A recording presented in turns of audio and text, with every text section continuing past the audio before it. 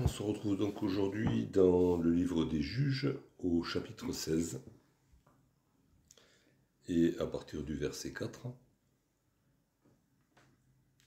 On avait vu un des exploits de Samson la semaine dernière qui avait emprunté la porte de la ville de Gaza aux Philistins, qu'il avait ramené chez lui, avec les bars, les montants et tout le reste, quoi.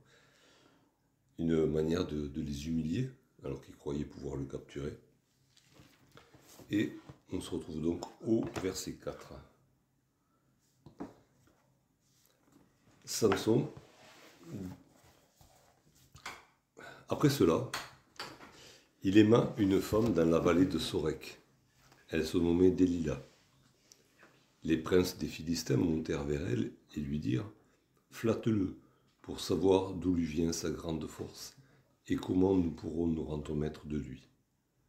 Nous le lierons pour le dompter et nous te donnerons chacun 1100 cycles d'argent. » Délila dit à Samson « Dis-moi, je te prie, d'où vient ta grande force et avec quoi il faudrait te lier pour te dompter. » Samson lui dit « Si on me liait avec cette corde fraîche, qui ne soit pas encore sèche, je deviendrai faible et je serai comme un autre homme. » Les princes des Philistins apportèrent à Délila cette corde fraîche, qui n'était pas encore sèche. Et elle le lia avec ses cordes. Or, des gens se tenaient en embuscade chez elle dans une chambre. Elle lui dit « Les Philistins sont sur toi, Samson. » Et il rompit les cordes, comme se rompt un cordon d'étoupe quand il sent le feu. Et l'on ne connut point d'où venait sa force. Délila dit à Samson « Voici, tu t'es joué de moi. Tu m'as dit des mensonges. Maintenant, je te prie, indique-moi avec quoi il faut te lier. » Il lui dit « Si on me liait avec des cordes neuves, dont on ne se soit jamais servi, je deviendrai faible et je serai comme un autre homme. » Délila prit des cordes neuves, avec lesquelles elle le lia. Puis elle lui dit « Les Philistins sont sur toi, Samson. » Or des gens se tenaient en embuscade dans une chambre. Et il rompit comme un fil les cordes qu'il avait au bras. Délila dit à Samson « Jusqu'à présent tu t'es joué de moi. Tu m'as dit des mensonges.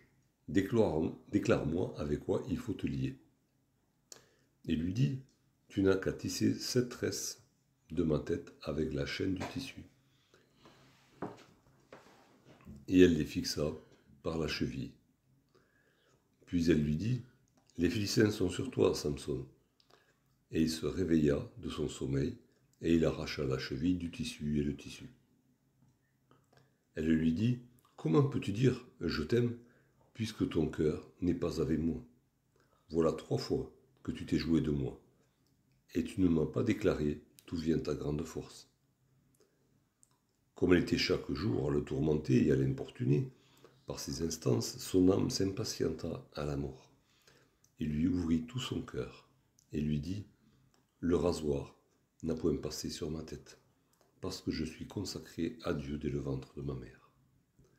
Si j'étais rasé, ma force m'abandonnerait, je deviendrais faible, et je serais comme tout autre homme. » Délila, voyant qu'il lui avait ouvert tout son cœur, envoya appeler les princes des Philistins et leur fit dire « Montez cette fois, car il m'a ouvert tout son cœur. » Et les princes des Philistins montèrent vers elle et apportèrent l'argent dans leurs mains. Elle l'endormit sur ses genoux, et ayant appelé un homme, elle rasa les 7 tresses de la tête de Samson, et commença ainsi à le dompter. Il perdit sa force. Elle dit alors « Les Philistins sont sur toi, Samson. » Et il se réveilla de son sommeil et dit « Je m'en tirerai comme les autres fois, et je me dégagerai. » Il ne savait pas que l'Éternel s'était retiré de lui. Les Philistins le saisirent et lui crevèrent les yeux, et le firent descendre à Gaza, et le lièrent avec des chaînes d'airain. Il tournait la meule dans la prison. J'avais prévu d'aller plus loin, mais peut-être qu'on va s'arrêter là pour aujourd'hui.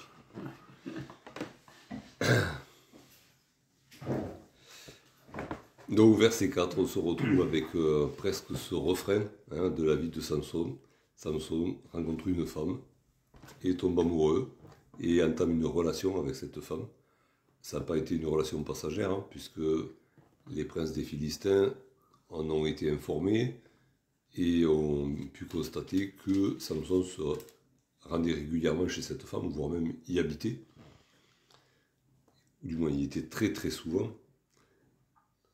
Donc voilà, Samson entame une relation amoureuse avec une femme philistine ou proche, très proche des Philistins. Et donc les principaux, les dirigeants philistins viennent la rencontrer et lui proposent un marché. Tu nous livres Samson. D'abord, tu te renseignes bien auprès de lui quand même, pour savoir d'où vient sa force surhumaine. Et quand tu nous l'auras livré, nous te paierons chacun 1100 pièces d'argent. C'est une somme conséquente quand même. 1100 pièces d'argent, on se souvient que Jésus lui a été vendu pour 30 pièces d'argent. Est-ce que c'était la même monnaie? On ne sait pas, les cycles varient selon les époques et les civilisations. Toujours est-il que c'est quand même une somme conséquente, d'autant plus qu'elle est multipliée par le nombre de princes. Et alors, pour se faire une idée du nombre de princes, là, on a du mal. On peut se référer à d'autres textes. Il y a différents textes qui nous parlent des principales villes des Philistins. Par exemple, dans 1 Samuel au chapitre 6,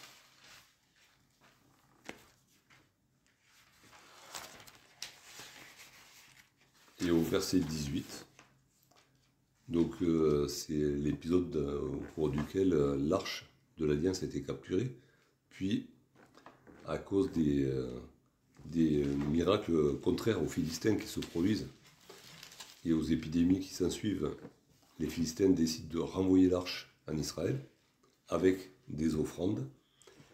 Et au verset 18,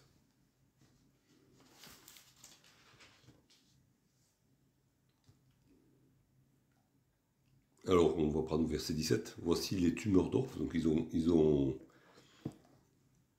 pour conjurer le sort, en quelque sorte, ils ont fait des offrandes à l'Éternel, taillées à l'image de ce qui leur arrivait, des maladies et des malheurs qui leur arrivaient.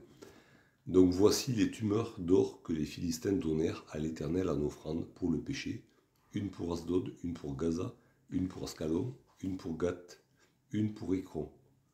Si j'ai bien compté, ça fait 5 villes. Et il y avait aussi des souris d'or selon le nombre de toutes les villes des Philistins, appartenant aux 5 chefs, tant des villes fortifiées que des villages sans murailles. Donc il y avait au moins 5 grandes villes sous la domination chacune d'un prince philistin. Donc si on prend 5 fois 1100, ça fait beaucoup. Je vous laisse multiplier, c'est pas compliqué. 5500 pièces d'argent, il y a de quoi envisager une retraite tranquille. Et ça nous donne quand même une idée, même si les cycles ne sont pas forcément comparables, mais si on compare aux 30 cycles pour lesquels Jésus-Christ a été vendu, ça nous donne une idée quand même de l'importance qu'avait Samson aux yeux des Philistins. Une importance négative, forcément, c'était l'ennemi numéro 1, l'homme à abattre, l'ennemi héréditaire à éradiquer, mais ils y mettent les moyens.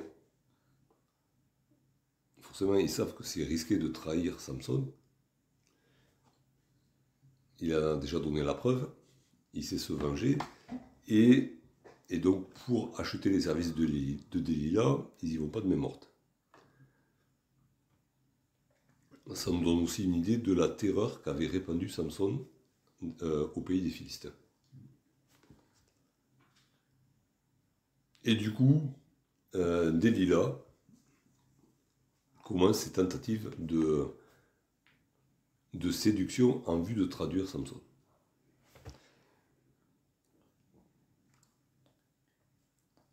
Ce qui est intéressant, c'est de voir qu'au-dessus, les princes des Philistins ont bien compris comment fonctionnait Samson.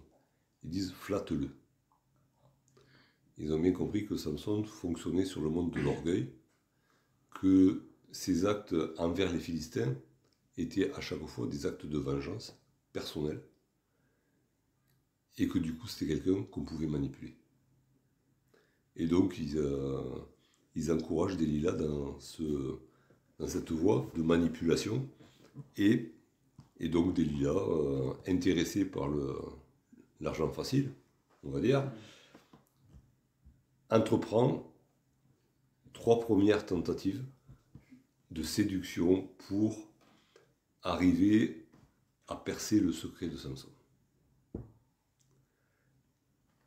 Samson, les 3 premières fois, lui raconte des histoires, le grand n'importe quoi, et à chaque fois, du coup, c'est un échec, même si, voilà, Delilah a préparé l'embuscade, il y a des Philistins cachés dans la maison. On ne sait pas si Samson les voit finalement.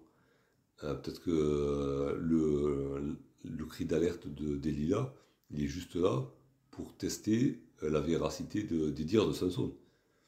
Parce qu'il n'est pas dit que Samson se débarrasse de l'embuscade.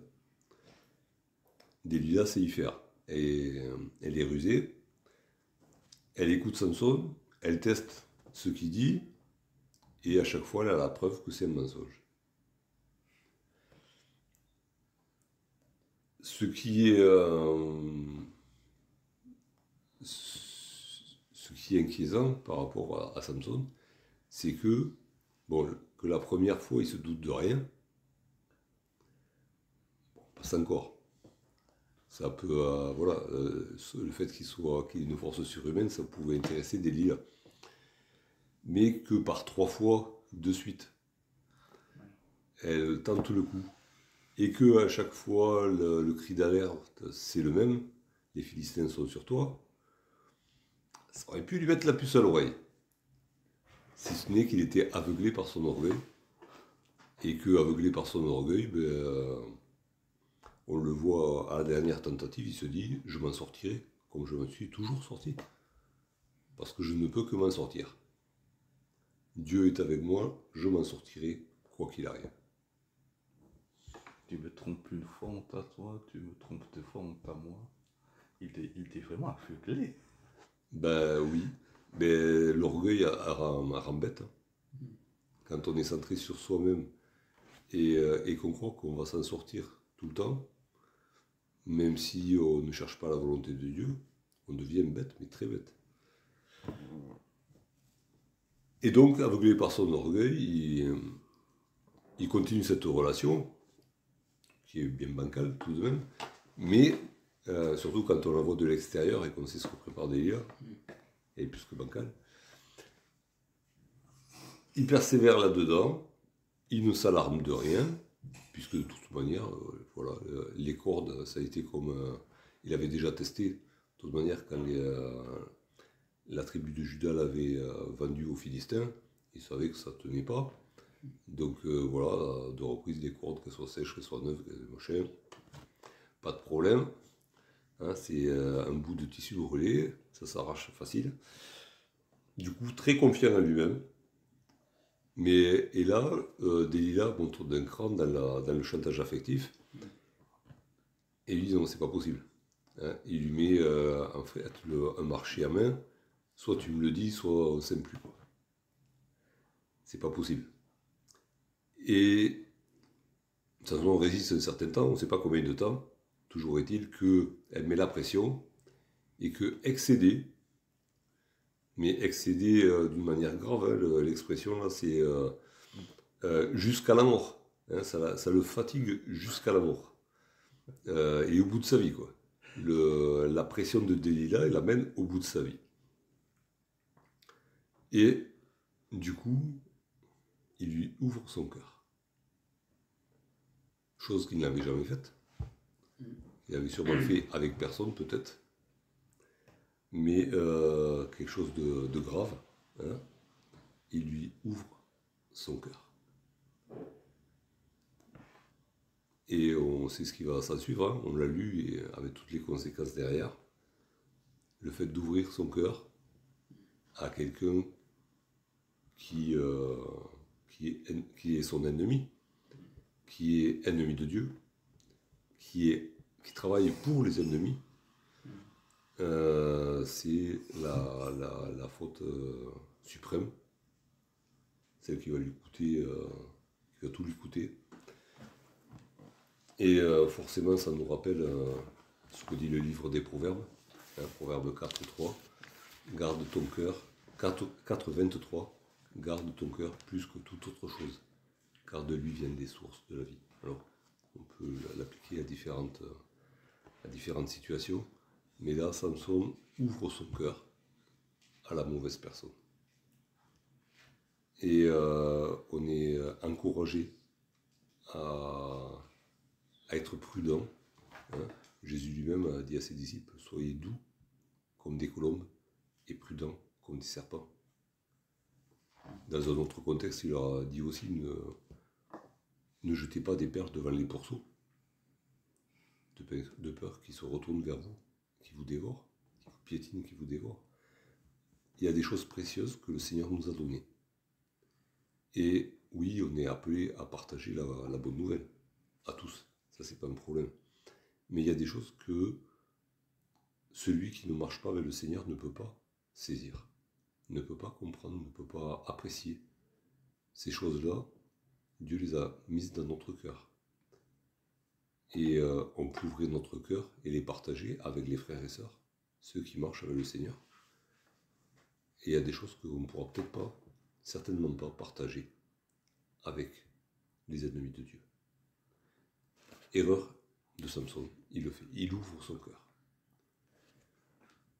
Non seulement il ouvre son cœur, et en fait il ouvre son cœur parce qu'il est sûr de lui.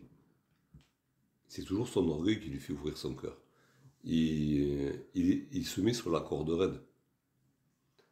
C'est le gars qui va sauter à l'élastique et qui se dit l'élastique va tenir. Sauf qu'il ne sait pas que l'élastique ne va pas tenir. Hein. Et voilà, aveuglé par son orgueil, il ouvre son cœur, sûr de lui, sûr de ne rien risquer, sûr que d'une certaine manière, il croit maîtriser Delilah, hein, il croit l'avoir séduite, alors que c'est lui qui est séduit. Et du coup, il révèle son secret, et là on voit que à la suite de sa mère, il a été consacré à l'Éternel, selon les règles, on va dire, et que donc il n'a jamais été rasé. C'était un signe de sa consécration à l'Éternel. Et du coup, c'était un engagement aussi envers l'Éternel de sa part, puisqu'il a continué dans cette voie. Jusqu'à ce jour-là, il a continué dans cette voie. Ce qui nous montre aussi, c'est un homme de foi. Hein, comme le dit Hébreu, c'était un homme de foi qui a marché, qui a tenu des engagements par la foi aussi. Mais d'une certaine manière, il méprise cette force que Dieu lui a donnée. Il méprise ce don de Dieu. Et il y a cet avertissement dans l'Épître aux Hébreux, au chapitre 12, et au les versets 15 et 16, veillez à ce que personne ne se prive de la grâce de Dieu, à ce qu'aucune racine d'amertume poussant des rejetons ne produise du trouble et que plusieurs n'en soient infectés, à ce qu'il n'y ait ni débauché, ni profane comme Ésaü, qui pour un mets vendit son droit d'aînesse. Ésaü a vendu la bénédiction de Jacob juste parce qu'il avait faim. Et il se voyait mourir de faim, alors qu'il était potentiellement l'héritier de de tout ce que possédait Jacob, ce qui était énorme. Pas Jacob, Isaac, pardon. Il était potentiellement l'héritier. Il n'avait qu'à claquer des doigts et ça tombait tout rôti. Mais juste, il a eu envie de ce plat qu'avait Jacob à ce moment-là. Et pour ça, il a vendu tout le reste. Il a tout perdu. Samson, juste pour que Delilah le laisse tranquille, 5 minutes, il a vendu son secret, la bénédiction de Dieu sur sa vie. Et il a tout perdu derrière, comme Ésaü. Veillons à ce qu'il n'y ait personne parmi nous comme ça. Veillons déjà sur nous. Veillons sur notre cœur, veillons à ne pas emprunter ce chemin-là. Dans la deuxième épître de Paul à Timothée,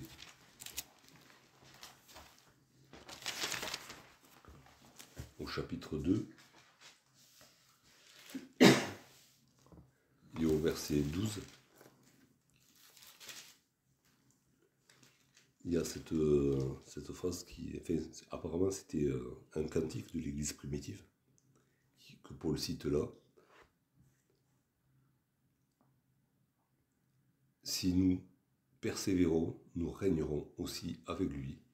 Si nous le renions, lui aussi nous reniera.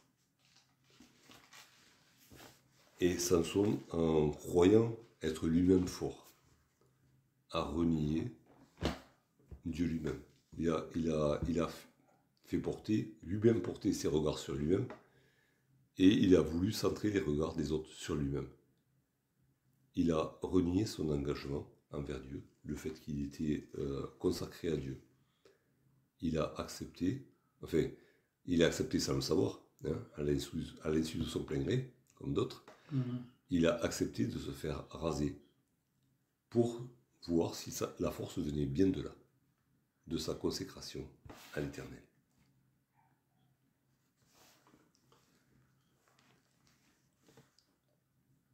Et du coup, il s'est mis mains et pieds liés, entre les mains de Delilah et des Philistins qui étaient derrière elle. Et Delilah s'y prend encore par la ruse, tout en douceur. Elle aurait pu dire, ah, on va tester le truc. Et là, peut-être que Samson aurait été alerté quand même. Il aurait dit, bon, ça va. Je sais que ça va marcher, du coup, on va pas le faire. Elle l'endort sur ses genoux. Elle le berce d'amour, de baiser, tout ce qu'on veut. Et il s'endort, le garçon. Et pendant qu'il dort, le coiffeur arrive et le rase. Delilah avait fait passer le message. Les princes des Philistins sont là, qui vont au-delà de ce qu'ils avaient promis à Delilah. Ils avaient dit, quand tu nous l'auras livré, on te paiera. Et là, ils payent même à l'avance.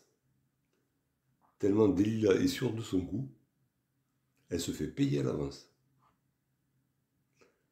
Pour dire qu'elle a bien vu que la carapace de Samson s'était ouverte et qu'elle pouvait y aller, elle avait déjà gagné. Samson se laisse bercer, se laisse endormir, perd cette chevelure qui était le symbole de son engagement envers Dieu et de l'engagement de Dieu envers lui. D'une certaine manière, il a rompu l'alliance. Et voilà, il se réveille quand Delilah donne l'alerte, confiant en lui toujours, à l'aise, sauf que il y a quelque chose qu'il ignorait, Dieu s'était retiré de lui. Il a rompu l'engagement, et comme on l'a lu, si nous le renions, il nous reniera. C'est violent, le Dieu de grâce, c'est comme ça aussi. C'est le même Dieu, mais on ne se moque pas de Dieu. Les Philistins sont là, ils le saisissent. et il commence à l'humilier. Il lui crève les yeux. Comme ça, c'est une sûreté, c'est aussi une humiliation suprême. Il est maintenant tenu par la main pour avancer. Il le ramène à Gaza, là où il avait humilié justement les Philistins. C'est lui qui est humilié. On imagine le défilé dans la ville de Gaza. Les princes des Philistins qui ramènent Samson chargé de chaînes, les yeux crevés.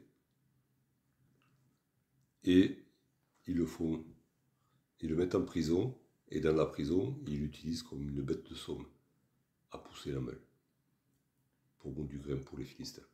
Lui qui les avait affamés, en mettant le feu à leur champ, il se retrouve à les nourrir maintenant. Et ils ne savent plus quoi inventer pour lui rendre toutes les humiliations qu'ils ont subies. Ils les font toutes. Et dans la suite du texte, on verra, ils continuent.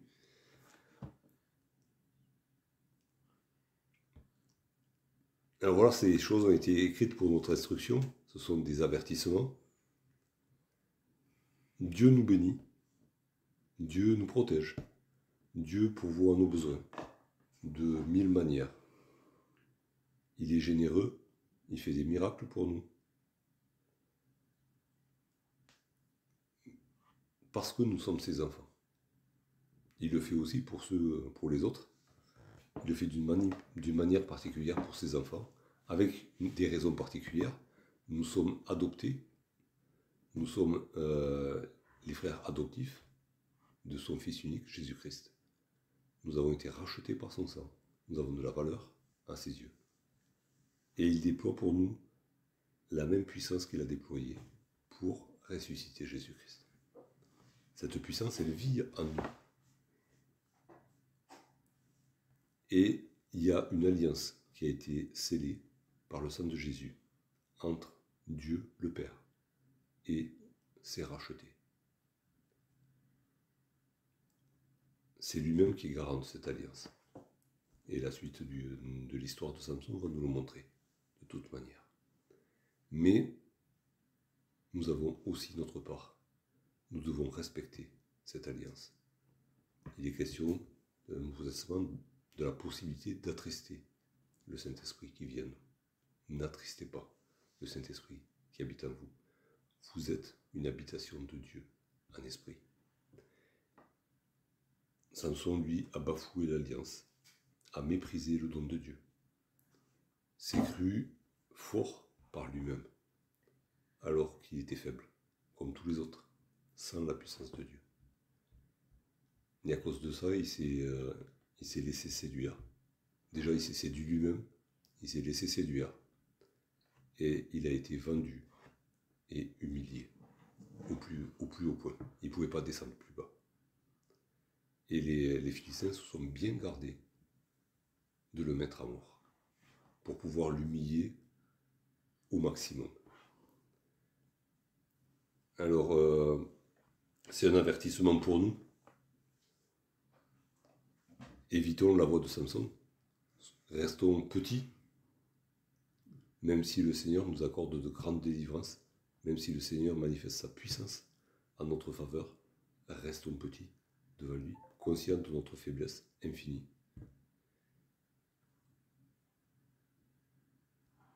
Restons prudents aussi. Jésus a averti ses disciples, je vous envoie comme des brebis au milieu des loups. Le monde dans lequel nous vivons n'est pas favorable aux enfants de Dieu. Soyons prudents, même s'il nous envoie quand même. Okay. Jésus est conscient des risques qu'il fait prendre à ses disciples et les avertit.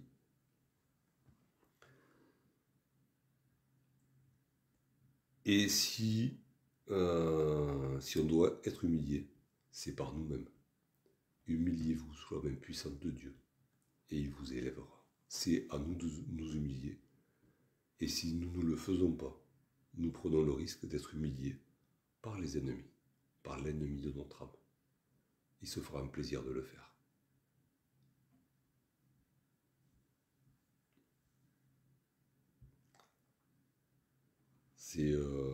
C'est la descente, la chute de Samson, ici. On connaît la suite. on sait comment finira sa vie. Mais là, c'est vraiment la descente, on va dire la descente aux enfers. À aucun moment, il n'a cru que ça pouvait lui arriver. Et pourtant, c'est arrivé. Et pourtant, c'est de sa faute.